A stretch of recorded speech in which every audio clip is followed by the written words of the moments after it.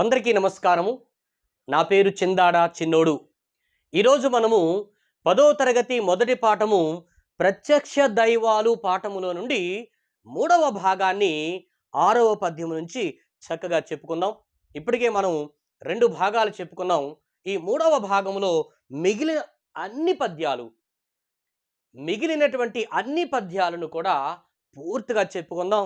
ఇందులో మీకు వ్యాకరణాంశాలు కూడా బోధిస్తున్నాను. కాబట్టి పిల్లలకి అర్థమయ్యే రీతిలో బోధిస్తున్నాను.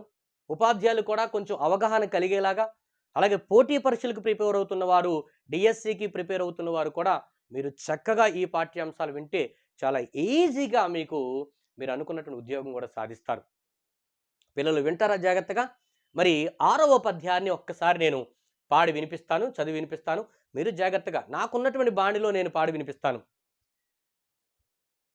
జనని జనకుడు సద్గురుడనలుడాత్ముడనంగా ఈ ఏరువురు ఏ గృహస్థు చేత సుగతి వాంచ ప్రసాదితులగుదురు అట్టివాడె సూవే ధర్మాత్ముండు వసుధ మీద. మరొక్కసారి చదివి వినిపిస్తాను. జనని జనకుడు సద్గురుడనలుడాత్ముడనంగా నీ ఏరువురును ఏ గృహస్థు చేత సుగతి వాంచ ప్రసాదితులగుదురు అట్టివాడె సూవే ధర్మాత్ముండు వసుధ మీద. ఈ పద్యం యొక్క భావం చూద్దాం. ఇందులో ఉన్నటువంటి పదాలకు అర్థాలు చూద్దాం. ఎవడు ఈ భూమి మీద, ఈ వసుధ అంటే భూమి, ఈ భూమి మీద ఎవడు ధర్మాత్ముడు? ప్రపంచంలో ఒక ప్రశ్న వేసుకుంటే మనము భూమి మీద ఎవడు ధర్మాత్ముడు అంటే ఈ పద్యంలో మనకి చాలా అద్భుతంగా కవి ఇగో ఈ 5 లక్షణాలు కలిగిన వాడే ధర్మాత్ముడు అని చెప్పాడు. ఎవరు ఆ ధర్మాత్ముడు అనేది ఈ పద్యంలో మనం నేర్చుకున్నాం. ఇవి మనం లోకంలో కూడా ఉంటున్నప్పుడు ఈ అంశాలను మనం నేర్చుకోవాలి. ఒక 5 వ్యక్తులని లేదా 5 పూజించి గౌరవిస్తాడో వాడే ధర్మాత్ముడు. చూద్దాం వాళ్ళు ఎవరో చూద్దాం. కాబట్టి ఎలాంటి గృహస్థుడు ధర్మాత్ముడు అవుతాడు, ఎంతమందిని సంతోషపరిస్తే ధర్మాత్ముడు అవుతాడు, ఎంతమందిని వాడు గౌరవించి వారిని సంతోషపడితే ధర్మాత్ముడు అవుతాడంటే చాలామంది ఏమనుకుంటారంటే దాన ధర్మాలు చేస్తే ధర్మాత్ముడు, లేని వారికి పంచిపెడితే ధర్మాత్ముడు ఇది అనుకుంటారు. అది ఒక దానం చేసే దాంట్లో ఒక ధర్మమే, నేను కాదంటలేదు. కానీ ధర్మాలు చేసినంత మాత్రాన అతను ధర్మాత్ముడు అయిపోడు. కానీ ఎవడు ధర్మాత్ముడు అనేది ఈ పద్యంలో స్పష్టంగా చెప్పడం జరిగింది. చూడండి, ఎవడు ధర్మాత్ముడు అంటే ఈ భూమి మీద జనని అంటే తల్లి, జనకుడు అంటే తండ్రి, సద్గురుడు. ఇక్కడ 5 విషయాలు చెప్తున్నాను, 5 గురించి చెప్తున్నాను. సద్గురుడు అంటే గురుడు అంటే గురువు, మంచి గురువు. అనలుడు అంటే అగ్ని. ఆత్ముడు అంటే ఆత్మ. అంటే తల్లి, తండ్రి, గురువు. అనలుడు అంటే అగ్ని, ఆత్మ. 5 గురించి చెప్పడం జరిగింది ఇక్కడ. జనని అంటే తల్లి, జనకుడు అంటే తండ్రి, సద్గురుడు అంటే మంచి వజ్జ, అంటే ఉపాధ్యాయుడిని వికృత పదం వజ్జ. అనలుడు అంటే అగ్ని, ఆత్ముడు అంటే ఆత్మ. అనంగన్ అని చెప్పబడినటువంటి ఈ 5 ఈ ఏరువురిని, ఇక్కడ చూడండి, ఈ ఏరువురు అంటే ఈ ప్లస్ ఏరువురిని అంటే ఈ 5 ఈ 5 ఎవరు? జనని, జనకుడు అంటే తండ్రి, జనని అంటే తల్లి, గురువు, తర్వాత అనలుడు అంటే అగ్ని, ఆత్మ. ఈ 5 ఎవరైతే వారిని పూజించి వారిని పెడతారో వాడే ధర్మాత్ముడని ఈ పద్యంలో చెప్పబడింది. కాబట్టి ఇక్కడ మనకి భావం కూడా ఉంది. పుణ్యం కోరేటువంటి గృహ యజమాని అయితే గృహస్థుడు తల్లిని, తండ్రిని, గురువుని, అగ్నిని, ఆత్మ అనేటువంటి ఐదుగురిని అర్చించి సంతోషపరచాలి. అలాంటి వాడి ఈ భూమి మీద ధర్మాత్ముడు. కాబట్టి పిల్లలు అర్థమైందా? ఎవరు ధర్మాత్ముడు అనే ప్రశ్న అడిగాడు అనుకోండి, ధర్మాత్ముడు ఎవరెవరిని పూజించాలని ఒక బిట్ అడిగినా సరే, ఒక ప్రశ్న అడిగినా సరే, ధర్మాత్ముడు ఐదుగురిని పూజించాలి, ఐదుగురిని గౌరవించాలి. ఒకటి తల్లిదండ్రుల్ని, అంటే తల్లి, తండ్రి ఇద్దరు. 2 గురువుని, సద్గురువుని. ఈరోజు గురువుల మీద గౌరవం లేకుండా పోయింది. కాబట్టి గురువుని గౌరవించేటువంటి రోజులు మళ్ళీ రావాలి. అలాంటి వాడు ధర్మాత్ముడు. గురువుని గౌరవించలేనోడు వాడు ధర్మాత్ముడేం కాదు. తర్వాత అగ్నిని కూడా మనం దైవంగా పూజిస్తాం. ఈరోజు తర్వాత ఆత్మను కూడా గౌరవించాలి. నీ ఆత్మను నువ్వు గౌరవించుకోవాలి. ఇతరుల యొక్క ఆత్మను గౌరవించాలి. ఇతరుల యొక్క వ్యక్తుల యొక్క మరి మర్యాద ఇవ్వాలి. ఒక ఆత్మ అంటే ఇక్కడ మనం చెప్పాలి, నీలో ఉండే ఆత్మ మనల్ని ప్రేరేపిస్తారు చెడు కార్యాలకు కానీ, మంచి కార్యాలకు కానీ. కాబట్టి మన ఆత్మను మనం కంట్రోల్‌లో ఉంచుకోవాలి. మన ఆధీనంలో ఉంచుకోవాలి. ఇతరుల యొక్క మనసును కూడా మనం గౌరవించాలి. ఇది ఎవరైతే ఇతరులని గౌరవించగలుగుతాడో, ఎవరైతే గురువును గౌరవించగలుగుతాడో, ఎవరైతే తల్లిదండ్రులని చూడగలుగుతాడో, వాడే నిజమైనటువంటి ధర్మాత్ముడు ఈ భూమి మీద. రైట్. ఇప్పుడు దీంట్లో ఉన్నటువంటి మనం మరి వ్యాకరణాంశాలు మనం చూద్దామా ఒకసారి. సద్గురుడు, సత్ ప్లస్ గురుడు, సత్ ప్లస్ గురుడు, సద్గురుడు ఇది జస్త్వ సంధి. తర్వాత ప్రసాదితులగుదురు, ఇక్కడే మనకుంది ప్రసాదితులు ప్లస్ అగుదురు. ప్రసాదితులగుదురు, ప్రసాదితులు ప్లస్ అగుదురు, ఇది ఉత్వ సంధి. ఇందులోనే మీకు నేను చక్కగా మరి ఇవ్వడం జరిగింది. తర్వాత ధర్మాత్ముండు, ధర్మ ప్లస్ ఆత్ముండు, ధర్మాత్ముండు, ఇది సవర్ణ దీర్ఘ సంధి. తర్వాత అట్టివాడు సూవే, ఇక్కడ చూద్దాం. ఇక్కడ ఇందులో అట్టివాడు సూవే, అట్టివాడ సూవే, దీన్ని ఎలా తీస్తాము? అట్టి వాడ ప్లస్ ఈ సు అలాగా చూ కింద మారుతుంది, చూవే. ఇది గసడదవ దేశ సంధి. సమాసాలు ధర్మాత్మ, ధర్మాత్మ అనే దానికి చెప్పగలరా? సమాసం చేయగలరా? ధర్మమైన ఆత్మ. కాబట్టి ధర్మమైనది అనేది మనకు విశేషణం కాబట్టి దీన్ని విశేషణ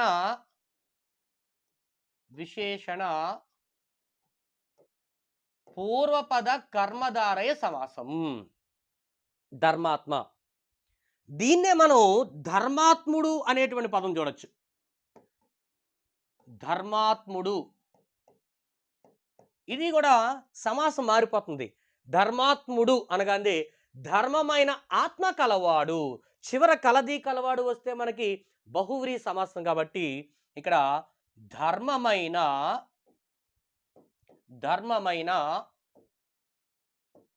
ఆత్మ కలవాడు, ఇది ఏమవుతుందండి చూడండి, బహువ్రీహి సమాసం. అన్యపద ప్రాధాన్యత కలిగిన దాన్ని బహువ్రీహి సమాసం అంటాం. కాబట్టి ఇక్కడ ధర్మాత్మ అనేదేమో ధర్మమైన ఆత్మ, విశేషణ పూర్వపద కర్మధారయ సమాసం. ధర్మాత్ముడు అనేది ధర్మమైన ఆత్మ కలవాడు. తర్వాత ఇక్కడ మనకి ప్రకృతి వికృతులు ఏమైనా చూద్దాం. ఏమున్నాయి ఇక్కడ? గురువు అనే మాట ఉంది మనకి. గురువు, గురువు అనే దానికి ప్రకృతి పదం వికృతి పదం చెప్పగలరా? గురువు అంటే వా ఏంటండి? గరువా, లేదే గురువు అని కూడా చెప్పచ్చు. గురువు ఇలా కూడా మనం చెప్పచ్చు. గుర్తుపెట్టుకోండి, గురువు అనేటువంటి ప్రకృతి పదానికి వికృతి పదము గరువ లేదా గురువు. అలాగే రెండోది ఆత్మ అనే పదానికి ఇంతకుముందు చెప్పాను. ఆత్మ అంటే వికృతి పదము ఆతుమ, అంటే ధర్మాత్మలో ఆత్మ ఉంది. ఇక్కడ మనకి వజ్జ అనే దానికి ఇవ్వడం జరిగింది. వజ్జ అంటే అది వికృతి పదం. అంటే ఉపాధ్యాయుడు అనే పదానికి ఉపాధ్యాయుడు ప్రకృతి పదానికి వికృతి పదము వజ్జ. ఏంటి సార్? వజ్జ. వైద్యుడు అంటే వెజ్జో. తర్వాత ఇక్కడ అగ్ని అనే మాట ఉంది. అగ్ని అనే పదానికి వికృతి పదము అగ్గి. చూడు ఎన్ని పదాలు మనం నేర్చుకున్నాము. అగ్గి.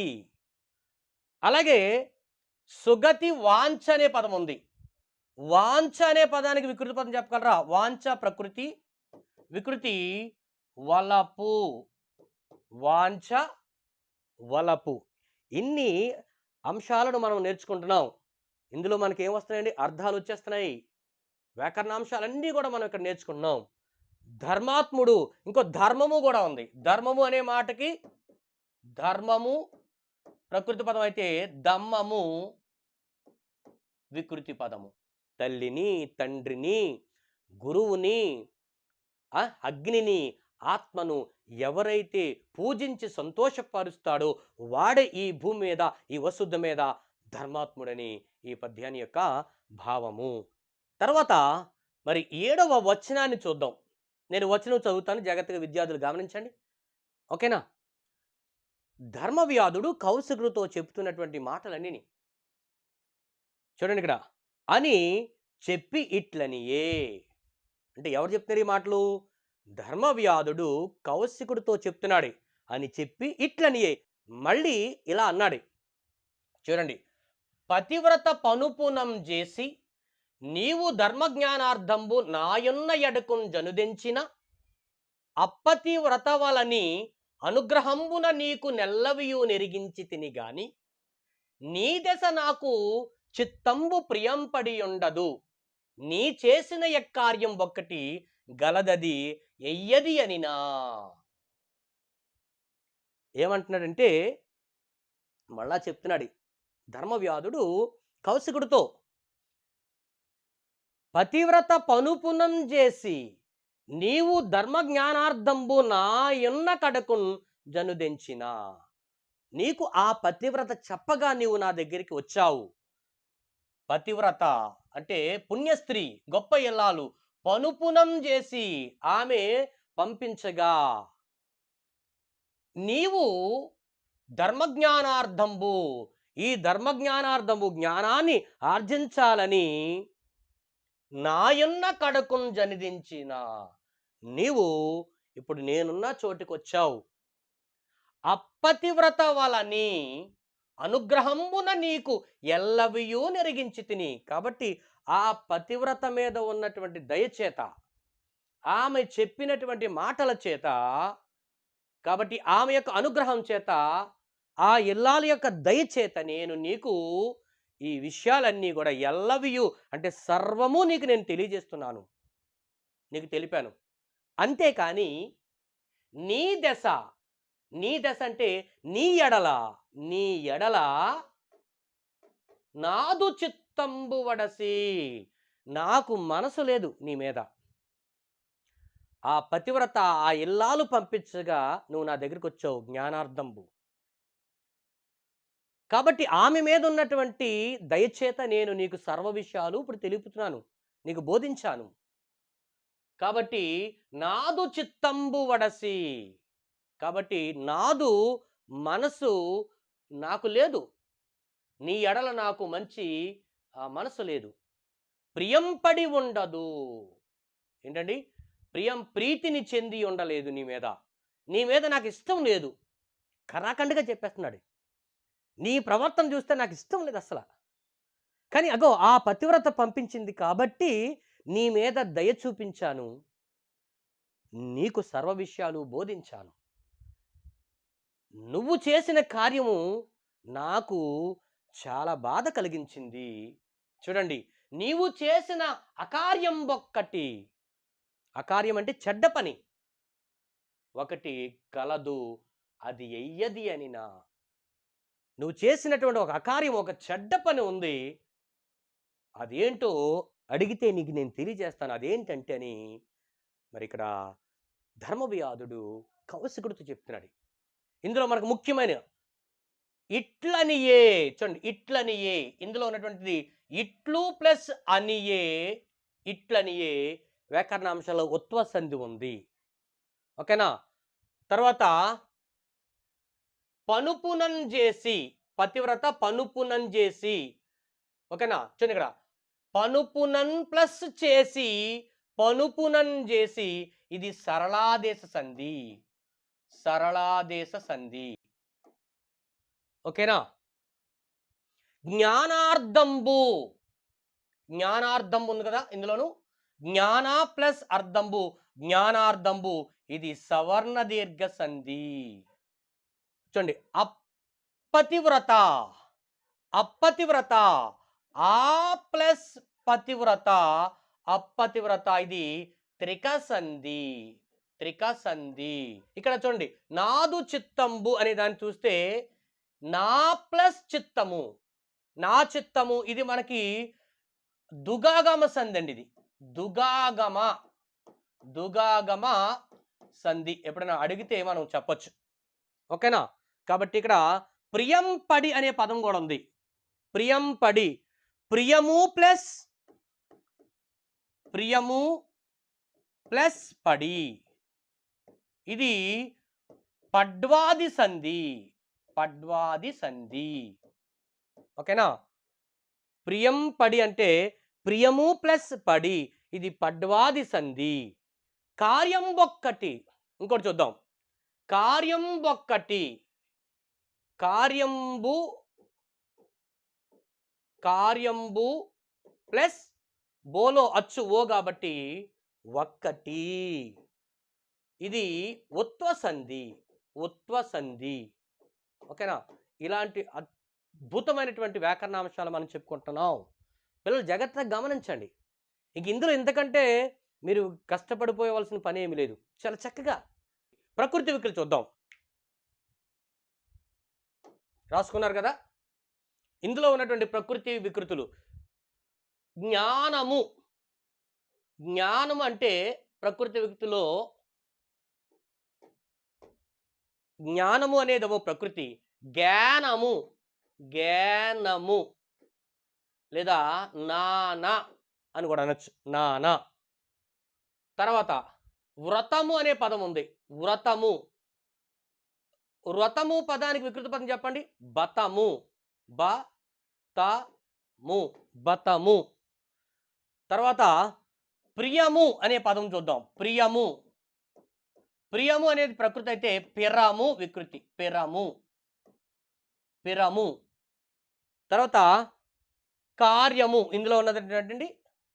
కార్యము, కార్యం అంటే కర్జము. దీని తర్వాత మనకి 8వ పద్యాన్ని చూద్దాం.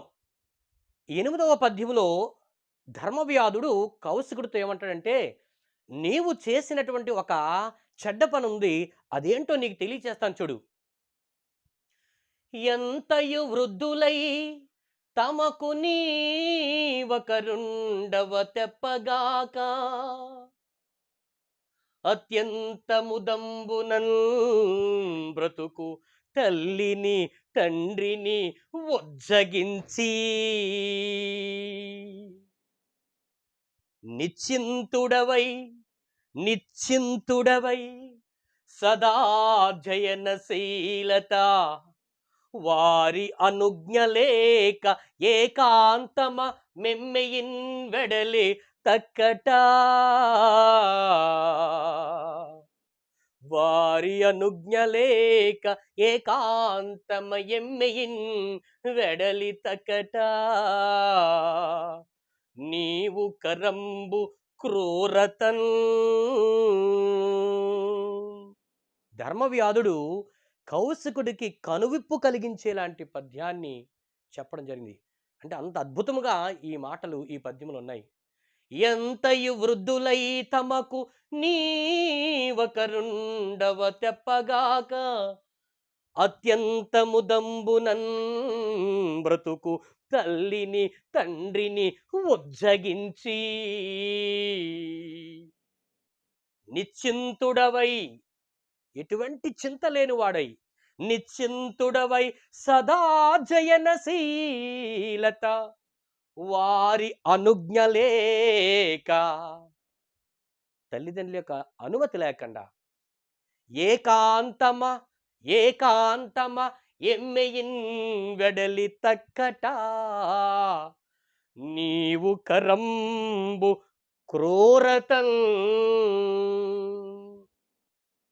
చూసారా ఎంత అద్భుతమైనటువంటి మాటలో.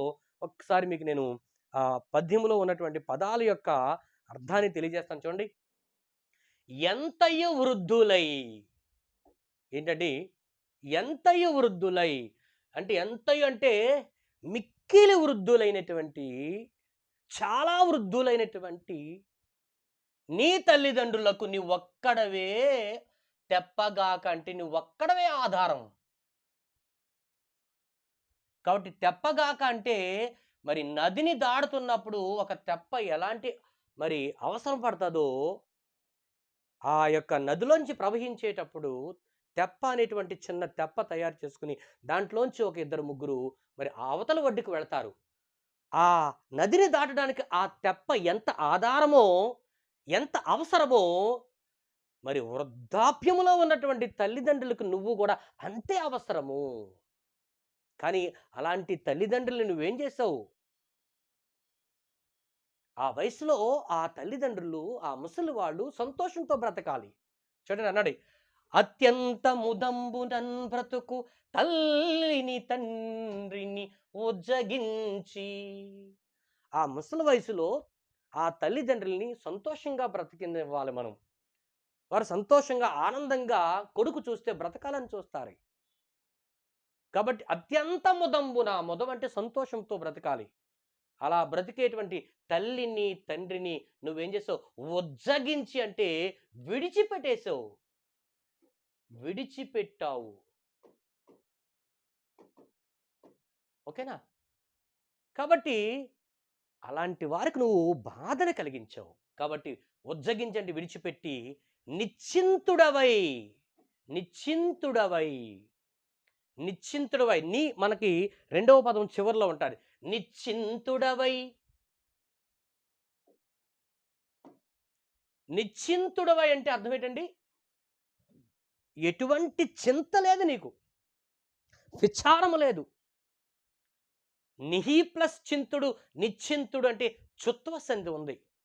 అత్యంత ముదంబున, అతి ప్లస్ అంత, అత్యంత అంటే మరి అక్కడ యనాదే సంధి కూడా ఉంది.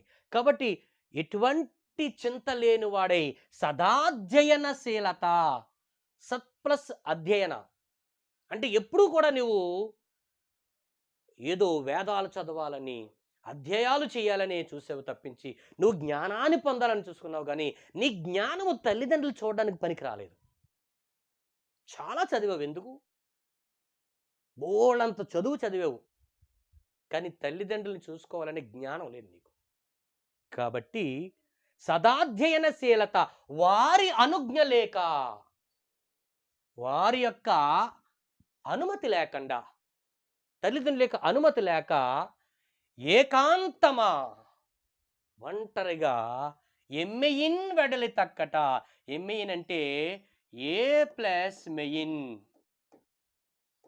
మెయిన్ అంటే ఈ విధంగా ఒంటరిగా నీవు నీకు ఇష్టం వచ్చినటువంటి రీతిగా వెళ్ళినావు. తక్కట అంటే అక్కట అంటే అయ్యో, కటకట అక్కట అంటాం, అయ్యయ్యో ఎంత ఘోరమైన పని చేసావు తెలుసా. కాబట్టి నీవు కరంబు క్రూరతన్, ఇక్కడ కరంబు అంటే మిక్కిలి, క్రూరతన్ అంటే కఠినత్వాన్ని చూపించావు, క్రూరత్వంగా మారిపోయావు, తల్లిదండ్రుల పట్ల మిక్కిలి కఠినుడిగా ఉన్నావు అని ఈ పద్యం యొక్క భావము. ఈ పద్యములో మనం నేర్చుకోవాల్సిన అంశాలు ఏంటంటే, వృద్ధాప్యములో ఉన్నటువంటి తల్లిదండ్రుల్ని జాగ్రత్తగా చూసుకోవాలి. ఈ యొక్క పద్యములో ఉన్నటువంటి మరి వ్యాకరణాంశాలు చూద్దామా? రైట్. కాబట్టి ఇక్కడ మనం చూస్తే అత్యంత, అత్యంత అనే పదం చూస్తే అత్యంత, అతి ప్లస్ అంతా, యణాదేశ సంధి. నేను మరలా ఈ పాఠ్యాంశంలో ఉన్నటువంటి మరి వ్యాకరణాంశాలన్నీ కూడా చెప్తున్నప్పుడు కూడా సూత్రాలు కూడా మీకు వివరిస్తాను. వృద్ధులై, ఓకేనా? వృద్ధులు, వృద్ధులు ప్లస్ ఐ, ఏ సంధి చెప్పండి? వృద్ధులు ప్లస్ ఐ, ఇది కూడా వృద్ధులై ఉత్వ సంధి. 3 చూద్దాం. నీ ఒకరుండవు అంటే ఇక్కడ నీవు ప్లస్ ఒకరుండవు, ఒకరుండవు, ఇది కూడా మనకి ఉత్వ సంధి, ఉత్వ సంధి. నిశ్చింతుడవు చూద్దాం ఇక్కడ, నిశ్చింతుడవు, దీన్ని ఎలా విడదీయాలంటే నిహి ప్లస్ చింతుడవు, నిహి ప్లస్ చింతుడవు, ఇది చుత్వ సంధి. గుర్తుపెట్టుకోండి, చుత్వ సంధి, చుత్వ సంధి. సదాధ్యయనము, సదాధ్యయనము తీసుకుంటే ఇక్కడ మీరు సత్ ప్లస్ అధ్యయనం, జస్త్వ సంధి, జస్త్వ సంధి. సదా ప్లస్ అధ్యయనం అంటే మళ్ళీ మీరు సవందర సంధి అనుకుంటారు. సదాధ్యయనం అంటే సత్ ప్లస్ అధ్యయనము, సదాధ్యయనము, ఇది మనకి జస్త్వ సంధి. తర్వాత తల్లిదండ్రి, తల్లిదండ్రి, తల్లి ప్లస్ ఏమనాలి, తండ్రి అనాలి, తల్లి ప్లస్ తండ్రి అనాలి, తల్లి ప్లస్ తండ్రులు అనకూడదు. ఇది గసడదవాదేశ సంధి. ఎమ్మెయిన్ అనే మాట ఉంది, ఎమ్మెయిన్, దాన్ని ఏ ప్లస్ మెయిన్, మనం ముందు కూడా చెప్పుకున్నాం. ఎమ్మెయిన్ అంటే ఏ ప్లస్ మెయిన్, ఎమ్మెయిన్ అనే దాంట్లో చూస్తే మనకి ఇది త్రిక సంధి, త్రిక సంధి. సో ఈ విధంగా మనకి ఇందులో చాలా చాలా అత్యంత, అతి ప్లస్ అంత ఎనాదేశ సంధి, వృద్ధులై వృద్ధులు ప్లస్ ఐ వృద్ధులై ఉత్వ సంధి, నీవు ప్లస్ ఒకరుండవు నీ ఒకరుండవు అది ఉత్వ సంధి, నిశ్చింతుడవు నిహి ప్లస్ చింతుడవు చుత్వ సంధి, సదాధ్యయనము సత్ ప్లస్ అధ్యయనము జస్త్వ సంధి, తల్లిదండ్రి తల్లి ప్లస్ తండ్రి తల్లిదండ్రి గసడదవదేశ సంధి, ఏ ప్లస్ మెయిన్ ఎమ్మెయిన్, ఇది త్రిక సంధి. ఇలా మనం ప్రతి అంశాన్ని కూడా మనం ఇందులో నేర్చుకుంటున్నాం. ఇదంతా మీరు చక్కగా ఒక నోట్స్లో రాసుకోవడానికి ప్రయత్నించండి. ఇంకా దీంట్లో మనకి ఏమైనా మరి ప్రకృతి వికృతులు ఉన్నాయా లేదా సమాసాలు ఉన్నాయంటే, సమాసం చూస్తే అత్యంత ముదంబునన్ ఉంది చూడండి ఇక్కడ, అత్యంత ముదంబునన్. అత్యంత ముదంబునన్ అంటే అర్థం ఏంటి, అత్యంతమైన ముదంబు అంటే చాలా సంతోషమని. అత్యంతమైన ముదంబునన్ అంటే విశేషణ పూర్వపద కర్మధారే సమాసం. అలాగే అత్యంతము అనే పదానికి ప్రకృతి వికృతి చెప్పండి, అత్యంతము, ఇది ప్రకృతి అండి, అత్యంతము. మరి దీనికి వికృతి పదం చెప్పండి, చెప్పగలరా, అందందా, ఇది అందందా. అత్యంతము అంటే ప్రకృతి, అందంద అంటే వికృతి పదము. తర్వాత క్రూరుడు, క్రూరతను అనే మాటలను తీసుకుంటే క్రూరుడు అనేటువంటి పదానికి మరి వికృతి పదం చెప్పండి, కోళ లేదా కోళడు, కోళ ఆర్ కోళడు. ఓకేనా, ఇది ఈ రెండు చాలా చాలా ముఖ్యమైనటువంటి కొన్ని మీరు కొత్త ప్రకృతి వికృతి పదాలు మీరు ఒకవేళ వినొచ్చు వినకపోవచ్చు. ఇలాంటి మీరు కొత్తవి నేర్చుకుంటే అది ఏ పరీక్ష అయినా సరే మీరు ఈజీగా రాయడానికి అవకాశం ఉంటుంది. కాబట్టి అత్యంత ముదంబునన్, అత్యంతమైన ముదంబునన్, మరి విశేషణ పూర్వపద కర్మధార సమాసము. అత్యంతం అనే దానికి వికృతి పదము అందంద. అలాగే క్రూరుడు అనేటువంటి ప్రకృతి పదానికి కోళ లేదా కోళడు అనేటువంటి వికృతి పదాలు మనం నేర్చుకున్నాం. కాబట్టి చాలా అంశాలు మీకు నేను బోధిస్తున్నాను, పిల్లలు జాగ్రత్తగా వినండి, వీటిని చక్కగా మీరు నేర్చుకోండి. ఇంకా ధర్మవ్యాధుడు కౌశికుడితో చెప్తున్నటువంటి మాటలు, నీక వగచి వగచి, నీక వగచి వగచి నిర్భిన్న హృదయులై విగత చక్షులైరి వినవే వారలరిగి, ఇంకనైనా నముదు సల్ల ఉదగ్ర శోకవైని నార్పవయ్యా.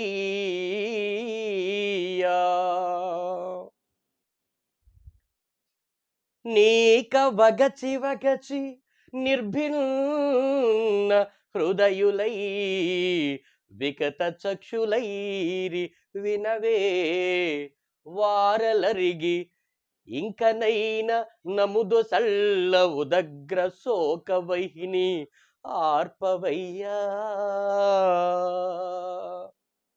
ఓ కౌశిక మహర్షి, నీ కోసము, నీ కొరకు, నీ కొరకు, నీక వగచి వగచి, నీ కొరకు, నీ కోసము వగచి వగచి అంటే మిక్కిలి దుఃఖించి చాలా బాధపడుతూ ఉన్నారు. అంతేకాదు, నిర్భిన్న హృదయులై, నిర్భిన్న హృదయులంటే గుండె పగిలిపోయిన వారైపోయారు నీ తల్లిదండ్రులు. నువ్వు విడిచిపెట్టి వాళ్ళని నీ యొక్క సదాధ్యయనశీలత కోసం, వేదాలు చదవడం కోసం, సకల సర్వస్వం తెలుసుకోవడం కోసం తల్లిదండ్రులు విడిచిపెట్టడం ఎంత మర్యాద కాదు కదా. అంతేకాదు, విగత చక్షులైరి, చక్షులు అంటే కన్నులు కాబట్టి, చక్షులు అంటే కన్నులు కాబట్టి, మరి విగత చక్షులు అంటే ఏంటండి? విగత చక్షులు అంటే పూర్తిగా గుడ్డివారైపోయారు, గుడ్డివారైపోయారు వాళ్ళు. నీ కోసం ఏడ్చి ఏడ్చి ఏడ్చి వాళ్ళ కళ్ళల్లోకి నీరు ఎక్కువ చేరిపోయింది. తద్వారా వాళ్ళు ఏమైందంటే పూర్తిగా గుడ్డివారైపోయారు. కాబట్టి వినవే, వారి గురించి విను, నేను చెప్పే మాటలు ఆలోచించవా అసలు? వారలరిగి, వారలంటే వారి కోసం, నీ తల్లిదండ్రుల గురించి నువ్వు పట్టించుకోవడం మానేసావు. కాబట్టి నీ కోసం వారు దుఃఖించి, మిక్కిలు దుఃఖించి, వారు హృదయాలు పగిలిపోయాయి, గుండెలు పగిలిపోయాయి. అంతేకాదు, వారు గుడ్డివారైపోయారు. వినవే వారలరిగి. కాబట్టి అరిగి అంటే ఇక్కడ తిరిగి వెళ్ళు, అరిగి అంటే వెళ్ళు, వెడలి. ఓకేనా? కాబట్టి ఇకనైనా వారి కోసం వెళ్ళు. ఇంకనైనా నముదసళ్ళ ఉదగ్ర శోక వాహిని, ఆ ముసలి తల్లిదండ్రుల గురించి పట్టించుకో. కాబట్టి వారి యొక్క ఉదగ్ర శోకవాహిని అంటే గొప్పదైనటువంటి ఆ శోకం అనేటువంటి దుఃఖం వాళ్ళు. వారి యొక్క శోకవాహిని ఆర్పవయ్యా అంటే తీర్చు. ఎంతకాలం వాళ్ళు ఇంకా బాధ పెడుతూ ఉంటావు? వారి యొక్క శోక వాహినిని, వారి దుఃఖాన్ని నువ్వు మరి బాధ నుంచి వాళ్ళని తొలగించు అని ఈ పద్యం యొక్క భావము. నీకోసం వారు ఎంతో దుఃఖంతో ఉన్నారు, వారు హృదయాలు పగిలిపోయాయి. అంతేకాదు, వారు గుడ్డివారైపోయారు. కాబట్టి వినవయ్యా, ఇక్కడి నుంచి అయినా ఆలోచించవయ్యా. వారి గురించి అరిగి వెళ్ళి తిరిగి వెళ్ళి ఇక నుంచైనా నా మాటలు విన్న తర్వాత అయినా సరే నువ్వు వెళ్ళి ఆ ముసలి వాళ్ళని, వారికి ఉన్నటువంటి గొప్ప శోకాన్ని, ఆ దుఃఖాన్ని నువ్వు తొలగించు అని ఈ పద్యం యొక్క భావము. ఇందులో ఉన్నటువంటి కొన్ని వ్యాకరణాంశాలు. చక్షులైరి, చక్షులైరి అనే మాట చూస్తే చక్షులు ప్లస్ ఐరి, ఇది ఉత్వ సంధి. నిర్భిన్న హృదయులై, నిర్భిన్న హృదయులు ప్లస్ ఐ, నిర్భిన్న హృదయులై ఉత్వ సంధిగా చెప్పొచ్చు. చక్షులైరి, చక్షులు ప్లస్ ఐరి, చక్షులైరి. మరి నిర్భిన్న హృదయులు ప్లస్ ఐ, నిర్భిన్న హృదయులై అంటే నిర్భిన్నమైన హృదయము కలవారు. ఇదే మాటను మనం చూస్తే సమాసము నిర్భిన్న హృదయులు అంటే నిర్భిన్నమైన అంటే దుఃఖముతో కూడినటువంటి హృదయము కలవారు. కాబట్టి నిర్భిన్నమైన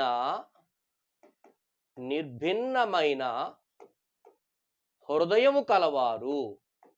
ఇదే సమాసం చెప్పండి. హృదయం కలవారు. ఇది బహువ్రీహి సమాసం. శోకవహిని అనేటువంటి ఒక మాట మనకు ఉంది. ఇక్కడ అలంకారం కూడా ఉంది సార్. శోకం అనేది వహిని, ఇది రూపక సమాసము, అలాగే రూపక అలంకారం కూడా ఈ పద్యంలో మనకి అవుతుంది. ఓకేనా? కాబట్టి ఇక్కడ శోకవహిని అంటే సమాసము శోకమనేడి అంటే అనేది, శోకమనేడి వహిని. ఇది సమాసము రూపక సమాసము. రూపక సమాసానికి మరొక పేరు అవధారణ పూర్వపద కర్మధారే సమాసం అని కూడా చెప్పవచ్చు. శోకమనడి వహిని కాబట్టి ఇక్కడ రూపక అలంకారం ఉంది. మనకి పాఠములో ఆ అలంకారం గురించి కూడా పూర్తిగా ఇవ్వడం జరిగింది కాబట్టి మీకు దాని మీద పూర్తిగా అవగాహన అక్కడ మీకు వివరిస్తాను. వ్యాకరణ వీడియోలో పూర్తిగా మీరు చూడాలి తర్వాత. ఓకేనా? ఉదగ్ర శోకవహిని చూడండి ఇక్కడే ఉదగ్ర శోకవహిని ఇక్కడనే తీసుకోండి. శోకవహిని అని ఈ మాట తీసుకుంటే శోకమనడి వహిని రూపక సమాసం. అదే ఉదగ్ర శోకవహిని అంటే ఉదగ్రమైన శోకవహిని. ఉదగ్రమైన శోకవహిని. ఇది ఉదగ్రమైన అనేటువంటిది గొప్పదైన అనేటువంటి అర్థం. ఉదగ్రమైన అంటే గొప్పదైన శోకము. కాబట్టి ఇది విశేషణ పూర్వపద కర్మధారే సమాసము. విశేషణ పూర్వపద కర్మధారే సమాసము. చాలా జాగ్రత్తగా గుర్తుపెట్టుకోవాలి. చూడండి, నిర్భిన్న హృదయులై నిర్భిన్నమైన హృదయం కలవారు బహువ్రీహి సమాసము. తర్వాత శోకవహిని శోకమనడి వహిని రూపక సమాసము. ఇందులో రూపక అలంకారం కూడా ఉంది ఈ పద్యంలో. తర్వాత ఉదగ్ర శోకవహిని అంటే ఉదగ్రమైన శోకవహిని విశేషణ పూర్వపద కర్మధారే సమాసము. తర్వాత ఇందులోనే మనకి విగత చక్షులు అనే మాట ఉంది. విగత చక్షులు చెప్పగలరు ఏ సమాసము? విగత చక్షులు. ఓకే. విగతమైన చక్షులు కలవారు. విగతమైన చక్షులు కలవారు. జాగ్రత్త గమనించాలి. కలవారు, కలది, కలవారు లేకపోతే కలవాడు అనే మాట మనకు వస్తే దీన్ని మనం బహువ్రీహి సమాసంగా చెప్పాలి. ఎందుకంటే చక్షులు అనేది మనకి ఇక్కడ బహువచనంలో ఉంది కాబట్టి కలవారు అన్నాం. అందుకని దీన్ని మనం బహువ్రీహి సమాసము. అన్యపద ప్రాధాన్యతం బహువ్రీహి సమాసం. సో ఈ విధంగా మనం ఈ యొక్క పద్యాన్ని దాంట్లో ఉన్నటువంటి వ్యాకరణ అంశాలను మనం నేర్చుకున్నాం. ఇందులో మనకి ఒక 2 ప్రకృతి వికృతులు కూడా చూద్దాం. హృదయము అనేటువంటి పదం ఉంది. నిర్భిన్న హృదయులై. తర్వాత శోకవహిని అంటే శోకము అనేటువంటి ఒక పదం ఉంది. అందుకని ఇక్కడ ప్రకృతి వికృతి చూస్తే హృదయం అనే మాట మన అందరికీ తెలిసిందే. హృదయానికి వికృతి పదం చెప్పండి. హృదయానికి యద, ఎడద, డెందెము అనే మాట కూడా హృదయం అనేటువంటి మరి ప్రకృతి పదానికి యద, ఎడద, డెందము అనేటువంటి మాట చెప్పవచ్చు. అలాగే మనకి శోకము అనే మాట ఉంది. శోకం అనే మాటకి ఎవరు చెప్పగలరా? శోకము అనేటువంటి ప్రకృతి పదానికి వికృతి పదం ఎవరైనా చెప్పగలరా? చూకురు. చూడండి జాగ్రత్తగా. చూకురు. ఇవి మీరు నేర్చుకోవాలి. ఈ పద్యంలో ఉన్నటువంటి ప్రధానమైన అంశాలు. తర్వాత మరి 10వ పద్యానికి వెళ్దాం. జాగ్రత్తగా వినండి. చాలా చక్కగా మీరు వినడానికి ప్రయత్నం చేయండి. పిల్లలు అర్థమవుతుంది కదా. పద్యాలు సింపుల్ పద్యాలు, సరళమైన పద్యాలు. భావాన్ని మీరు ఇంకా అద్భుతంగా రాయొచ్చు. ఆ పాఠ్యాంశం మీరు అర్థం చేసుకోగలిగితే మీరు మరి ఆ భావాన్ని కూడా మరి చెడిపోకుండా మీరు కూడా సొంతంగా అద్భుతంగా క్రియేటివిటీగా కూడా మీరు ఆ భావాన్ని రాయొచ్చు. సృజనాత్మకంగా మీరు కూడా రాయొచ్చు. ఈ 10వ పద్యంలో కూడా ధర్మవ్యాధుడు కౌశికృతి ఇంకేమంటాడు తెలుసా? నీ అధ్యయనమ్మును సుకృతయాసము నిష్ఫలంబులైచనున్ గురు సేవాయుక్తి లేక తక్కినన్ చేయుము నా పలుకు మేలు సేకురు నీకున్. నీ అధ్యయనమ్మును సుకృతాయాసము నిష్ఫలంబులైచను గురు సేవాయుక్తి లేక తక్కినన్ చేయుము నా పలుకు మేలు సేకురు నీకున్. ధర్మవ్యాధుడు అద్భుతంగా చెప్తున్నాడు. నేను చెప్పే మాటలు వింటే నీకు మేలు చేకూరుతాది. ఇంతకంటే ఎవరు చెప్తారు చెప్పండి? గురువులు చెప్పిన మాట వింటే పిల్లలు బాగుపడతారు. తల్లిదండ్రుల మాటలు వింటే పిల్లలు అద్భుతమైనటువంటి ఉన్నతమైన వృద్ధిలోకి వెళ్తారు. పెద్దలు చెప్పిన మాటలు వింటే భవిష్యత్తు బాగుంటది. ఈ పద్యం ద్వారా ఇంకా ప్రత్యక్ష దైవాలంటే ఎవరింకా? తల్లిదండ్రులే. ధర్మవ్యాధుడు ఒక శూద్రుడుగా ఉన్నటువంటి ధర్మవ్యాధుడు గొప్ప జ్ఞానిగా ఉన్నటువంటి ఒక బ్రాహ్మణోత్తముడికి కౌశికుడికి చెప్తున్నాడు. ఇక్కడ వినవలసింది ఎవరు ఏ వృత్తిని స్వీకరిస్తున్నారు, ఎవరు ఏ వృత్తిని చేస్తున్నారు, ఎవరు ఏంటనేది కాదు ఇక్కడ. మనకు కావాల్సింది ఏంటంటే జ్ఞానము సంపాదించడం. అది చిన్నపిల్లవాడి నుంచైనా సంపాదించాలి. కాబట్టి వ్యక్తిని చూడకూడదు అక్కడ, జ్ఞానాన్ని చూడాలి. కాబట్టి అక్కడ చెప్పే వ్యక్తిని మనం చూస్తే పని అవ్వదు అక్కడ. ధర్మవ్యాధుడు శూద్రుడే, కానీ అతనికి ఉన్నటువంటి జ్ఞానం అద్భుతమైన జ్ఞానము. ఒక గొప్ప మహర్షి కౌశికుడు లాంటి గొప్ప వేద అధ్యయనశీలి, ఒక గొప్ప బ్రాహ్మణుడైనటువంటి ఈ యొక్క కౌశికుడు శూద్రుడైనటువంటి ఈ యొక్క మరి ధర్మవ్యాధుడి నుంచి నేర్చుకోవాల్సిన విషయాలు ఉన్నాయి. ఖచ్చితంగా నేర్చుకోవాలి. ఇక్కడ తన పరభేదము లేదు. కాబట్టి ఇది ఏ అంశమైనా సరే చిన్నవారి దగ్గర నుంచి అయినా సరే మంచి విషయాలుంటే నేర్చుకోవాలి. పెద్దవారు ఎలాగా మంచి విషయాలు చెప్తారు పిల్లలు. కాబట్టి గురువుల దగ్గర నుంచి మీరు వినయ విధేయతలతో నేర్చుకోవాలి. అన్నీ నాకు వచ్చు అనుకోవడం కూడా పొరపాటు. కాబట్టి ప్రతి వ్యక్తి కూడా ప్రతి దినము కూడా నేర్చుకోవలసిన అంశాలు ఎన్నో ఉంటాయి. ఓకేనా? చూడండి, అదే అంటున్నాడు, నీ అధ్యయనమును, నీ యొక్క అధ్యయనం అంటే నువ్వు ఇప్పుడు వేద పఠనం చేస్తున్నావే, ఇంకా ఏదో అధ్యయనం చేసేసి సుకృతాయాసము, నీవు బాగా ఇంకా వేదాలు సకల సర్వస్వము చదవాలని అధ్యయనం చేస్తూ ఉన్నావు. ఎందుకు చేస్తున్నావు? సుకృతాయాసము అంటే పుణ్యము. సుకృతం అంటే ఏంటంటే పుణ్యము. సుకృతం అంటే పుణ్యం. కాబట్టి పుణ్యము సంపాదించాలని నువ్వు ఎంతో ఆయాసము ప్రయాసపడుతున్నావు. సకల ధర్మాలను ఆపసోపాన పడేసి నన్ను మించినటువంటి మేధావి ఎవడో లేడు అని నువ్వేం చేస్తున్నావంటే నేనే గొప్ప అని మొత్తం అన్నీ కూడా తల్లిదండ్రులు విడిచిపెట్టి కుటుంబాన్ని విడిచిపెట్టేసి నువ్వు నీ గొప్ప కోసం చేస్తున్నావు. కాబట్టి ఆ ఆయాసం అంతా నిష్ఫలంబులైచను. నువ్వు తల్లిదండ్రులు విడిచిపెట్టి నువ్వు ఎంత జ్ఞానము సంపాదించినా అదంతా నిష్ఫలంబులైచను అంటే పోతుంది, వెళ్ళిపోతుందంటే. కాబట్టి గురు సేవాయుక్తి లేక తక్కినన్, గురువు యొక్క సేవాయుక్తి లేక నువ్వు ఎన్ని చేసినా ఉపయోగం లేదు.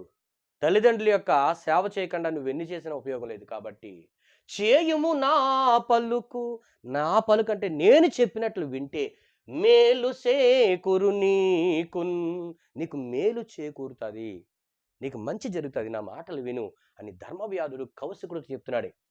మరి అప్పటికైనా సరే కౌశికుడు మరి ఏమని విన్నాడు, ఆయన నోట్లోంచి మరి ఏమని పలుకులు వచ్చాయో చూద్దామా? మరి చూసే ముందు కొంచెం జస్ట్ ఇందులో ఉన్నటువంటి వ్యాకరణాంశాలు ఏంటో చూద్దామా? నీ అధ్యయనము. కాబట్టి ఇక్కడ చూస్తే చూడండి, ఇక్కడ రైట్, నీ అధ్యయనము, నీ ప్లస్ అధ్యయనము. ఓకేనా? ఇక్కడ మనకి యకారం మధ్యలో ఉంది కాబట్టి నీ ప్లస్ యా ప్లస్ అధ్యయనము, కాబట్టి నీ అధ్యయనము మధ్యలో యా ఉంది కాబట్టి ఎడాగమ సంధి, ఎడాగమ సంధి. తర్వాత సుకృతాయాసము, సుకృత ప్లస్ ఆయాసము,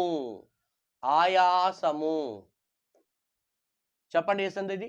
సుకృత ప్లస్ ఆయాసము. సుకృతాయాసం అంటే సవర్ణ దీర్ఘ సంధి. తర్వాత నిష్ఫలంబులై, చూడండి ఇక్కడ నిష్ఫలంబులు ప్లస్ ఐ, ఇది ఉత్వ సంధి. నిష్ఫలంబుల అంటే నిష్ఫలంబులు ప్లస్ ఐ, నిష్ఫలంబులై ఉత్వ సంధి. అలాగే నిష్ఫలంబు అని అంటే ఈ ఒక్కటే తీసుకోండి. నిష్ఫలంబులై అంటే ఉత్వ సంధి. నిష్ఫలంబు అంటే చూడండి, నిహి ప్లస్ ఫలంబు, ఫలంబు. ఇది విసర్గ సంధి, విసర్గ సంధి. ఇంకా మనకి మేలు సేకురు, ఇది ఒక పదం ఉంది. మేలు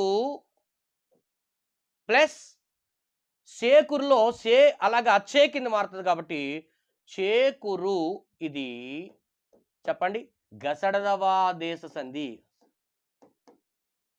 గసడదవా దేశ సంధి. ఇందులో సమాసాలు ఏమున్నాయంటే సుకృతాయాసము, సుకృతమైన ఆయాసము. ఇది సుకృతమైన ఆయాసము, సుకృతమైన ఆయాసము. ఇది విశేషణ పూర్వపద కర్మధారయ సమాసము. ఇందులో మనకి నిష్ఫలంబులో ఫలంబు అనేటువంటి పదం ఉంది. ఫలము అంటే ఇది ప్రకృతి ఫలము, వికృతి పదము పండు, పండు. మనం ముందు కూడా చెప్పుకున్నాం పండు. ఇంకా చెప్పాలంటే పొలి అని కూడా అనొచ్చు, పొలి. ఫలం అనే పదానికి మరి పండు, పొలి అనేటువంటి పదాలను మనం వికృతి పదాలుగా చెప్పవచ్చు. ఇది మనకి మరి ఎన్నో పద్యం అండి? ఇది 10వ పద్యాన్ని చెప్పుకున్నాము. 11వ పద్యంలో ఏమన్నాడంటే, ఇంత చెప్పిన తర్వాత నేను చెప్పే మాటలు నువ్వు విను, నీకు మేలు చేకూరుతాది. ఎవరైనా మనకు అలాంటి మంచి మాటలు చెప్పినాడు వినాలండి. నీ వల్ల నాకేం ఉపయోగం లేదు అని ఈజీగా తీసి పారేస్తాం. ప్రతి మనిషికి ఎప్పుడో ఒకప్పుడు అవసరం ఉంటుంది. నీ అవసరం నాకు రాదు అనే మాట ఎప్పుడు అనకండి. ఎప్పుడో ఒకప్పుడు ఖచ్చితంగా అలాంటి అవసరం వచ్చి తీరుతుంది.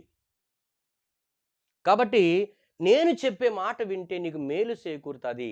గురు సేవాయుక్తి లేకుండా, అలాగే మరి తల్లిదండ్రులని చూడకుండా నువ్వెంత సంపాదించుకున్నా అది నిష్ఫలమైపోదు. కాబట్టి నేను చెప్పే మాటలు వింటే నీకు మేలు చేకూరుతుందని ధర్మవ్యాధుడు కౌశికుడితో చెప్పినప్పుడు ఇప్పుడు మాట్లాడుతున్నాడు. చూడండి ఏమేమి మాట్లాడుతున్నాడో. కౌశికుడు ఏమంటున్నాడు ధర్మవ్యాధుడితో చూడండి ఇక్కడ 11వది. అనినన్ కౌశికుండతనికిట్లనియే. అలా అన్నప్పుడు అనినన్ అంటే ధర్మవ్యాధుడు అన్నప్పుడు కౌశికుండు అతనికి ఇట్లనియే. కౌశికుడు ధర్మవ్యాధుడితో ఇలా అంటున్నాడు. ఏమంటున్నాడు చూడండి, ఏమంటున్నాడు 12వ పద్యంలో చూద్దాం. ఈ పిక్చర్ కూడా చాలా చక్కనటువంటి పిక్చర్. ఇది ఎవరండి మనకి? ఇది ధర్మవ్యాధుడు, ఈయన కౌశికుడు, ఈయన కౌశికుడు. ధర్మవ్యాధుడు, కౌశికుడు. చాలా చక్కనటువంటి మరి ఈ యొక్క చిత్రాలు చూడండి ఎంత అద్భుతంగా, చాలా అద్భుతమైనటువంటి చిత్రాలను మరి ఇక్కడ వేయడం జరిగింది. ఓకే, ఇప్పుడు కౌశికుడు ధర్మవ్యాధుడితో ఏమంటాడు చూడండి. ఇది అట్టిదా నీ చెప్పిన సదమల హితవాక్య భంగి సకలము వింటిన్. కళ్ళు తెరుచుకున్నాడు, కళ్ళు తెరవాలి. ఇంకా ఎంత చెప్పినా సరే చెవిటోడు మరి చెవులో శంఖ ఊదినట్లు ఉండకూడదు. వాడికి ఎంత ఊదినా వినపడదు. కాబట్టి మనిషి అనేవాడికి కొంచెం మార్పు కలగాలి, వినాలి, విని పాటించాలి. ఇదిగో మరి కౌశికుడు లాంటి గొప్ప వ్యక్తి కూడా ధర్మవ్యాధుడు చెప్పిన మాటలు వింటున్నాడు. విని ఏమన్నాడు తెలుసా? ఇది అట్టిదా, ఇది నువ్వు చెప్పినట్లు నిజమే, అటువంటిదే. నీవు చెప్పినటువంటి ఏం చెప్పాడట? సదమల హితవాక్య భంగి సకలము వింటిన్. సత్ ప్లస్ అమల ఏంటి సార్? సదమల అంటే సత్ ప్లస్ అమల.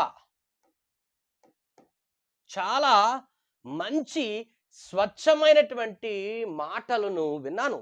ఇది సత్ ప్లస్ అమల జస్త్వసన్ ఉంది. కాబట్టి నీ యొక్క హితవాక్యాలు విన్నాను. నీ యొక్క అద్భుతమైన మాటలు విన్నాను.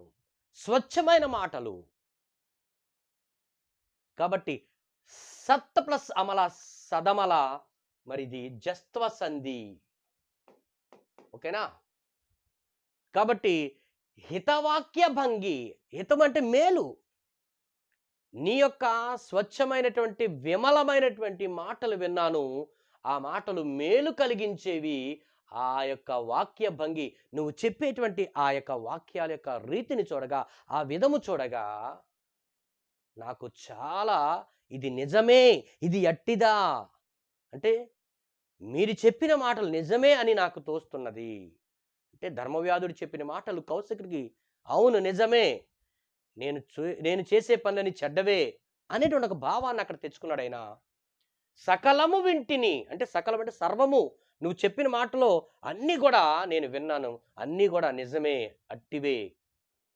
వదలక ఇమ్మైన చరించద గురుజనములకు ప్రీతించేసెద ననగా. కాబట్టి వదలక ఇమ్మెయిన్, నువ్వు చెప్పినటువంటి ఈ మాటలను, ఇమ్మెయిన్ అంటే మనం ముందు పద్యంలో చెప్పుకున్నాం ఏంటి, ఈ ప్లస్ మెయిన్, మెయిన్, ఇమ్మెయిన్, ఇది త్రిక సంధి. కాబట్టి ఇంకా నేను నీవు చెప్పినటువంటి ఈ మాటలను ఇక వదలకుండా చరించెదను, ఆచరించెదను, పాటిస్తాను. ఏంటి? గురుజనములకున్ ప్రీతించేసెద అనగా. ఓ పుణ్యాత్ముడా, ఓ గొప్ప వ్యక్తి, ఓ ధర్మవ్యాధుడా, అనగా అంటే పాపము లేనివాడా, ఓ గొప్ప వ్యక్తి, ఓ గొప్ప గుణాలు కలిగిన వాడా, ఓ ధర్మవ్యాధుడా, నువ్వు చెప్పిన మాటలన్నీ కూడా నేను విన్నాను. కాబట్టి నీవు చెప్పినట్లు గురుజనములకున్ అంటే పెద్దలైనటువంటి, గురుజనములు అంటే పెద్దలైనటువంటి వృద్ధులైనటువంటి నా తల్లిదండ్రులను ప్రీతిన్ సంతోషముతో, సంతోషముతో చేసేదన్, వారిని సంతోషముగా ఉండేలా చేస్తాను నా తల్లిదండ్రుల దగ్గర నుంచి. నీ మాటలు వింటాను. అద్భుతమైనటువంటి పద్యము. ఇది ఎట్టిదా నీ చెప్పిన సదమలహిత వాక్య భంగి సకలము వింటిన్, వదలక ఇమ్మైన చరించద గురుజనములకున్ ప్రీతి చేసెదననగా. ఓ అనగా, ఓ గొప్ప వ్యక్తి, ఓ ధర్మవ్యాధుడా, నువ్వు చెప్పే మాటల ప్రకారంగా నా తల్లిదండ్రులు ఇక్కడి నుంచి విడిచిపెట్టకుండా చూసుకుంటాను. తనలో మరి మార్పు కలిగినట్టుగా మనం చూస్తున్నాం. కాబట్టి ఇగో చెప్తున్నాడు ఇక్కడ, కౌశికుడు చెప్తున్నాడు చక్కగా. నువ్వు ముందు బోధించాడు, బోధించిన మాటలన్నీ విన్నాడు. ఇప్పుడు కౌశికుడు ధర్మవ్యాధుడితో అన్నాడు, నువ్వు చెప్పిన మాటలన్నీ నేను ఆచరిస్తాను, నువ్వు చెప్పినవన్నీ కూడా నిజమే, కాబట్టి వారిని సంతోషముతో ప్రీతి చేసేద్దాను, వారిని ఆనందంగా ఉండేలా చేస్తానని ఈ పద్యంలో చెప్పడం జరిగింది. వ్యాకరణాంశాలు ఉంటే చూద్దాం. ఇది అట్టిదా, ఇది ప్లస్ యా ఉంది మధ్యలో, ప్లస్ అట్టిదా, అట్టిదా. కాబట్టి ఇది ఎడాగమ సంధి, ఎడాగమ సంధి. సత్ ప్లస్ చెప్పుకున్నాం ఇప్పుడు, సత్ ప్లస్ అమల సదమల, ఇది జస్త్వ సంధి. తర్వాత ఇమ్మెయిన్, ఇది కూడా మనం చెప్పుకున్నాం, ఈ ప్లస్ మెయిన్, ఇది త్రిక సంధి. ఓకేనా? తర్వాత ప్రీతించేసెదా, ప్రీతిన్ నకార పొల్లుంది కాబట్టి చేసేదలాగా చేసేదా, చేసేదా, ఇది చెప్పండి సరళాదేశ సంధి, సరళాదేశ సంధి. దీంట్లో ఉన్నటువంటి మరి సమాసాలు చూద్దాం. ఇందులో సదమల హితవాక్యము అనే పదం తీసుకుందాం. సదమల హితమైన వాక్యము, హితమైన, సదమల హితమైన వాక్యము, ఇది విశేషణ పూర్వపద కర్మధారయ సమాసము. తర్వాత ప్రకృతి వికృతులు ఏమన్నా చూద్దాం. హితము అనే పదానికి ప్రకృతి చెప్పండి. హితము, హితం అనే పదానికి హితము, పిల్లలు హితము అనే పదానికి ప్రకృతి అది. మరి వికృతి పదం చెప్పండి. హితము అనే పదానికి వికృతి పదము ఇతవు. ఇతవు గుర్తుపెట్టుకోండి. అలాగే ఇతము. ఇతము కూడా చెప్పొచ్చు. ఇతవు, ఇతము. ఏంటి? హితము అనే పదానికి వికృతి పదాలు. ఇప్పుడు 13, 14 చెప్పుకొని ఈ పాఠాన్ని మనం పూర్తిగా ముగించుకుందాం. తదుపరి వీడియోలో మరి అందులో ఉన్నటువంటి వ్యాకరణాంశాలు పూర్తిగా మరి భాషాంశాలు, పదజాలము, అలాగే వ్యాకరణాంశాలు కూడా మీకు తర్వాత వీడియోలు చెప్తాను కాబట్టి ఈ వీడియోలన్నీ పూర్తిగా వినండి. పిల్లలకి ఈజీగా అర్థమవుతుంది. తర్వాత 13వ పద్యాన్ని చూద్దామా? ఒక్కసారి నేను మరి ఆలపిస్తాను, జాగ్రత్త వినండి. నాదైన భాగ్యవశమునన్ గాదెని తోడి చెలిమి గలిగెన్ పరమాహ్లాద మనస్కుడనైతి శుభోదయములకెల్లనింక యుక్తుడనైతిన్. నాదైన భాగ్యవశమున గాదెని తోడి చెలిమి గలిగెన్ పరమాహ్లాద మనస్కుడనైతి శుభోదయములకెల్లనింక యుక్తుడనైతిన్.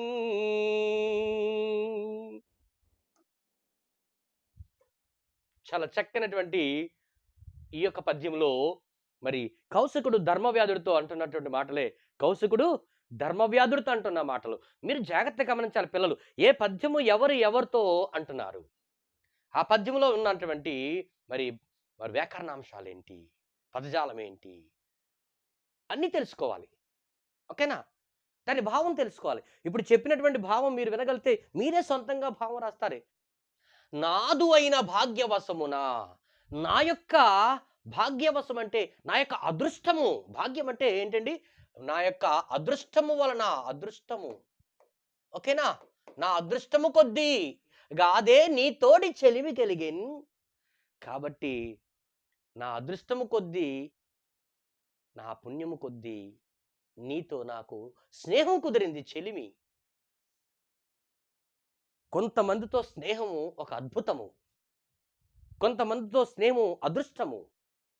దాన్ని మనం పోగొట్టుకోకూడదు. ఏమండి? ఈ బంధం ఏర్పడాలంటే చాలా కష్టము. కాబట్టి చెడు బంధాలు ఏర్పడడం చాలా సులువు, కానీ మంచి బంధాలు ఏర్పడాలంటే చాలా కష్టము. వాటిని మనం కోల్పోకూడదు. నాదైన భాగ్యవశమున గాదే నీతోడి చెలిమి గలిగెన్. నా అదృష్టం కొద్దీ నీతో స్నేహం కుదిరిందయ్యా. పరమాహ్లాద మనస్కుడనైతి. ఎంతో పరమానందం, చెప్పలేనంత ఆనంద భరితుడైపోతున్నాను. నా మనసు ఉల్లాసముగా ఉంది. ఆనంద ఆహ్లాద మనస్కుడనైతిని. ఎంతో సంతోషంతో కూడిన మనస్సు కలిగిన వాడైపోయాను. నీ మాటలు వింటున్నప్పుడు నాలో ఎంతో ఆనందం, నా మనసుకున్నటువంటి ఉల్లాసము, నీ తోడ చెలిమి. అబ్బా! అందుకనే ఆ యొక్క స్నేహం కూడా చాలా గొప్పగా ఉండాలండి. మంచి స్నేహితులు లేరని నీకెందుకు చింత, మంచి పుస్తకాలు ఉంచుకో నీ చెంత, లేదా మంచి స్నేహితులు సంపాదించుకో నీ వెంట. ఒకవేళ స్నేహితులు లేకపోతే నీకు మంచి పుస్తకాల నేస్తాలు. లేకపోతే ఉన్నటువంటి స్నేహితులు చెడ్డవాళ్ళు కాకూడదు, మంచి స్నేహితులు ఒక్కడున్నా చాలు. అదే అంటున్నాడు కౌశికుడు. నీతో చెలిమి నాకు ఎంత అద్భుతంగా, నా మనసు ఆహ్లాదంగా వెళ్ళిపోతుంది కదా. ఇంకా చూడండి, శుభోదయములకెల్లనింక యుక్తుడనైతిన్. ఇక నాకు అన్ని శుభాలే కలుగుతాయి. ఇక నుంచి నాకు రాబోయే కాలం అంతా శుభం కలుగుతుందని నేను భావిస్తున్నాను. కాబట్టి ఇక నాకు కలగబోయే శుభాలన్నిటికీ ఇది ప్రారంభంగా నాకు చెప్పవచ్చు. ఇక నాకు తిరుగులేదు. నాకంతా మంచి జరుగుతుంది. నా తల్లిదండ్రులని, పెద్దల్ని, గురువుల్ని అందరినీ గౌరవిస్తాను. ఈ పాఠం ద్వారా పిల్లలు మీరు నేర్చుకోవాల్సింది తల్లిదండ్రుల్ని, గురువులను, పెద్దలను ఖచ్చితంగా గౌరవించండి. మీకు ఆ ఫలితం ఇప్పుడు చూడకపోవచ్చేమో కానీ ఈ యొక్క ఆశీర్వాదాలు, ఈ గురువుల యొక్క, పెద్దల యొక్క, తల్లిదండ్రుల యొక్క ఈ యొక్క ఆశీర్వాదాలు మీకు పెద్ద ఎదుగుతున్న కొలది మీకు చాలా అద్భుతంగా ఆ బ్లెస్సింగ్స్ ఉంటాయి. కాబట్టి ఆ కౌశికుడి నుంచి మనం నేర్చుకోవాల్సింది అది. చెప్పిన మాట వినాలి. ముందు తల్లిదండ్రులు విడిచిపెట్టాడు, కానీ ధర్మవ్యాధుడు చెప్పగాందే ఒక గురువుగా భావించుంటాడు నా ఉద్దేశంలో. నేనే గొప్ప గురువు అనుకున్నాడు. నేనే గొప్ప జ్ఞాని అనుకున్నాడు. కానీ ఒక మాంసము కొట్టుకు నమ్ముకున్నటువంటి వ్యక్తి దగ్గరికి వచ్చి ఆయన మాటలు విని ఇక శుభాలన్నిటికీ నీ మాటలు నాకు జరుగుతాయని నాకు నమ్మకం ఉంది. ఇందులో మరి సందులు చూద్దామా? పరమాహ్లాదము. దీన్ని చూస్తే పరమ ప్లస్ ఆహ్లాదము. చెప్పండి పిల్లలు, ఏ సంధి? పరమలో మాలో ఆ ఉంది, ఆకి ఆ పరమైంది. ఆకి ఆ పరమైతే ఆ వస్తుంది కాబట్టి ఇది సవర్ణ దీర్ఘ సంధి. ఆ ఈ ఊ అరులకు అవే అచ్చులు పరమైనప్పుడు వాటి దీర్ఘాలు ఏకాదేశం అవుతాయి. సవర్ణ దీర్ఘ సంధి. యుక్తుడనైతిన్. యుక్తుడను ప్లస్ ఐతిన్. దీన్ని చూద్దాం. యుక్తుడను ప్లస్ ఐతిన్. ఇది ఉత్వ సంధి. శుభోదయము చాలా మంచి సంధి ఉంది. శుభోదయము ఇదేంటండి? శుభ ప్లస్ ఉదయము. ఉదయము ఏ సంధి? శుభ అంటే పూర్వపదంలోని అచ్చు ఆ ప్లస్ ఉ. అత్తునకు అకారానికి ఉకారం పరమైనడు ఓకారం వస్తుంది కాబట్టి శుభోదయములో ఇది గుణసంధి. ఎందుకంటే అకారమునకు ఈ ఊ అరులు పరమైనప్పుడు క్రమముగా ఏ ఓ అర్లు ఏకాదేశం అవుతాయనే సూత్ర ప్రకారంగా శుభోదయం అనేది శుభ ప్లస్ ఉదయము శుభోదయము. అదే సమాసం కూడా ఉంది. శుభోదయం చెప్పండి సమాసం. శుభమైన ఉదయము. ఇదే సమాసం చెప్పమంటే శుభోదయాన్ని ఏంటండి? శుభమైన ఉదయము. ఇది విశేషణ పూర్వపద కర్మధారి సమాసం. ప్రతి అంశాన్ని మనం నేర్చుకున్నాం.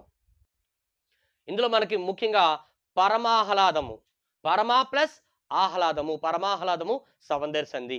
యుక్తుడనైతిన్, యుక్తుడను ప్లస్ ఐతిన్ ఉత్వ సంధి.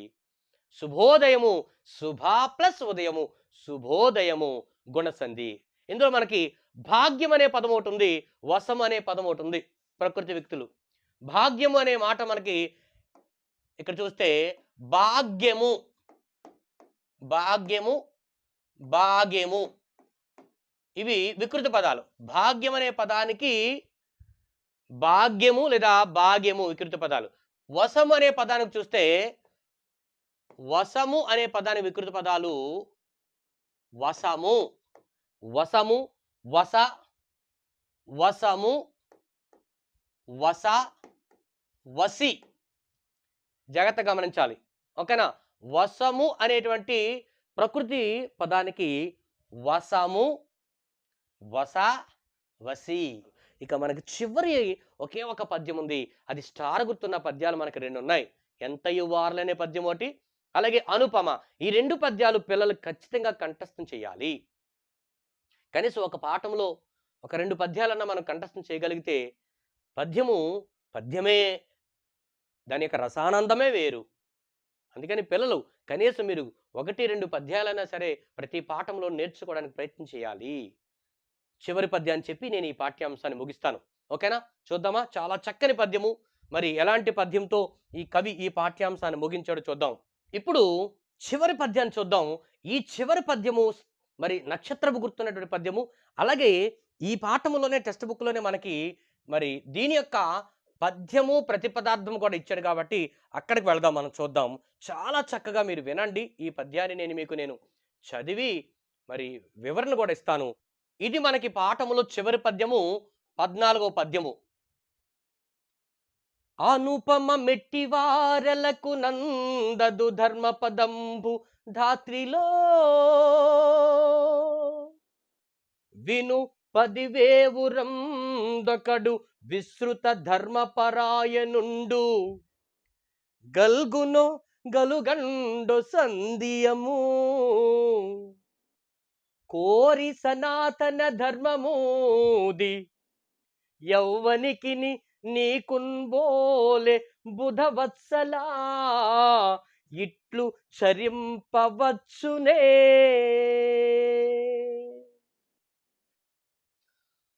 అనుపమ మెట్టివారలకు నందదు ధర్మపదంబు ధాత్రిలో విను పదివేవురందకడు విస్తృత ధర్మపరాయనుండు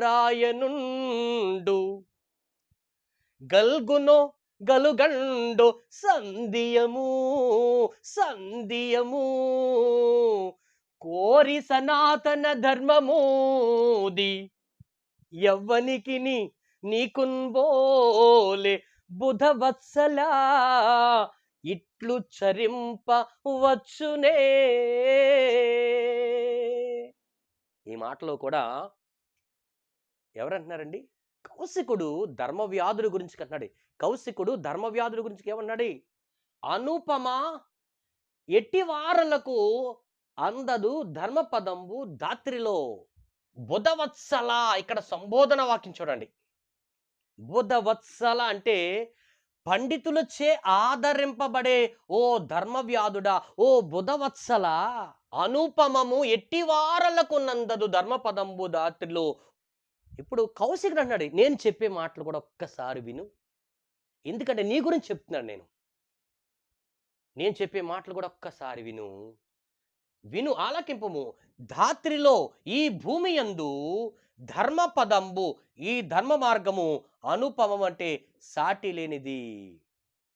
ఎట్టివారలకు, ఎటువంటి వారికైనా అందదు, గ్రహించడము సాధ్యము కాదు. ఎందుకు ఈ మాటలు చెప్తున్నాడంటే చూడండి, ఇక్కడ 10,000 విస్తృత ధర్మపరాయనుండు. ఇక్కడ 10,000, ఇక్కడ మీరు పూ పడింది, ఇక్కడ దీన్ని మీరు ఊ అనాలి. 10,000. 10,000 అంటే 10,000 మందిలో ఒక్కడు కూడా నీలాగా ధర్మపరాయణాన్ని పాటించేవాడు ఉండడు అనే మాట. 10,000 10,000 మందిలో ఒక్కడైనా విస్తృత ధర్మపరాయణుడు, గొప్ప ధర్మాన్ని అనుసరించేవాడు కలుగునా, ఉంటాడా? కలగకుండానో, కలగడో ఉండడో సందేహమే, నాకు అనుమానమే. అంటే ఏంటి? సింపుల్గా మీకు అర్థమైనట్లు, నేను చెప్పే మాట విను, నీవు ధర్మాన్ని పాటించేవాడిలో సాటి లేనివాడు, నీకు నువ్వే గొప్పవాడు. 10,000 మంది ఉంటే ఆ 10,000 మందిలో ఒక్కడైనా సరే గొప్ప ధర్మ మార్గాన్ని అనుసరించేవాడు ఉంటాడో ఉండడో చెప్పడం అనుమానమే. బా, అంటే ఈ ఒక్క మాట చాలు ధర్మవ్యాధుడు ఎంత గొప్పవాడో. కౌశికుడు అన్నటువంటి మాటలో, ఓ ధర్మవ్యాధుడా, ఓ బుధవత్సల, నీలాగా ధర్మాన్ని పాటించేవాడు 10,000 మందిలో ఒక్కడైనా ఉంటాడో, అంటే ధర్మాన్ని పాటించేవాడు ఒక్కడైనా ఉంటాడో ఉండడో సందేహం, అనుమానమే. కాబట్టి కోరి ప్రయత్నించి సనాతన ధర్మము అంటే ప్రాచీన ధర్మాన్ని తెలిసి గ్రహించి, ధర్మమూది అంటే గ్రహించి, ఇట్లు ఈ విధంగా ఎవ్వనికినైనా సరే, ఏ మనిషికైనా నీకున్ బోలే నువ్వు ఆచరిస్తున్న విధంగా చరింపవచ్చునే, ప్రవర్తించడం సాధ్యం అంటే సాధ్యము కాదు అని, నీలాగా ఈ భూమి మీద గొప్ప ధర్మాన్ని పాటించడం ఎవ్వరికీ సాధ్యము కాదు. ఇది ఈ పాఠం యొక్క మరి చక్కని భావము. కాబట్టి పిల్లలందరూ కూడా మీరు ఈ పద్యాన్ని కూడా కంఠస్థం చెయ్యండి. ఇందులో వ్యాకరణాంశాలకు వెళ్తే ఒకటి అనుపమ మెట్టి. చూడండి, అనుపమ అనుపమ అనుపమ మెట్టి, అనుపమ మెట్టి. దీన్ని ఎలా విడదీస్తారు? చేయండి. అనుపమము, అనుపమము ప్లస్ ఎట్టి. ఇదే సంధి, ఉత్వ సంధి. ఏంటి సార్? ఉత్వ సంధి. అనుపమము ప్లస్ ఎట్టి, అనుపమం ఎట్టి ఉత్వ సంధి. తర్వాత 10,000 10,000 దొకడు. అప్పుడు దీన్ని ఎలా విడదీయాలంటే 10,000 ప్లస్ అందు ప్లస్ దొకడులో ఒకడు, ఇలా విడదీయాలి. మీరు జాగ్రత్తగా చూసుకోవచ్చు. 10 వేవురం దొక్కడు కాబట్టి 10 వేవురు అంటే 10,000 మంది. అందు ఒకడు కాబట్టి ఇక్కడ ఉత్వ సంధి. 10 వేవుల్లో ఉత్తునకు అచ్చుపరమైంది. ఇక్కడ కూడా మనం అందు ప్లస్ ఒకడు, ఇక్కడ కూడా మనకు ఉత్వ సంధి జరుగుతుంది. తర్వాత కల్గునో, ఇక్కడ చూద్దాం. కల్గునో, కల్గునో దీన్ని విడదీయండి. కల్గును ప్లస్ ఓ, ఇది కూడా ఉత్తునకు అచ్చుపరమైంది ఉత్వ సంధి. తర్వాత కలుగండో, కలుగండో, కలుగండో, తర్వాత కలుగండు ప్లస్ ఓ, ఇది కూడా ఉత్వ సంధి. ఇంకేమున్నాయా? రైట్, ఇక్కడ ఉంది ధర్మమూది, ధర్మము ప్లస్ ఊది. పిల్లలు గమనించాలి, ధర్మము ప్లస్ ఊది, ధర్మ ఊది, ఇది కూడా ఉత్వ సంధే. చాలా మంది ధర్మమూది అనేది మూలో ఊకి దీర్ఘం కాబట్టి సవందర సంధి అని పొరపాటు పడతారు. ఇది మరి తెలుగు పదాలు కాబట్టి దాన్ని మీరు గమనించి ధర్మము ప్లస్ ఊది, ధర్మమూది, ఇది ఉత్వ సంధి. తర్వాత చివరిగా నీకున్ బోలే అనే పదం కూడా ఉంది. చూడండి, నీకున్ బోలే, ఇదేంటండి? నీకున్, ఇక్కడ బోలే కాబట్టి ప్లస్ పోలే, ఇదే సంధి, సరళాదేశ సంధి, సరళాదేశ సంధి. ఇవి మనకి ఈ పద్యంలో ఉన్నటువంటి సంధి పదాలు. ఇందులో సమాసాలు ఏమైనా ఉన్నాయా? ధర్మపరాయణుండు అనే పదం చూడండి. ఇక్కడ ధర్మపరాయణుండు, ఇది సమాసం చెప్పుకోగలిగితే ఇవి సంధులని రాసుకోండి. సమాస పదాలు ధర్మపరాయణుండు అంటే ఇక్కడ ధర్మమే ప్రమాణంగా కలవాడు.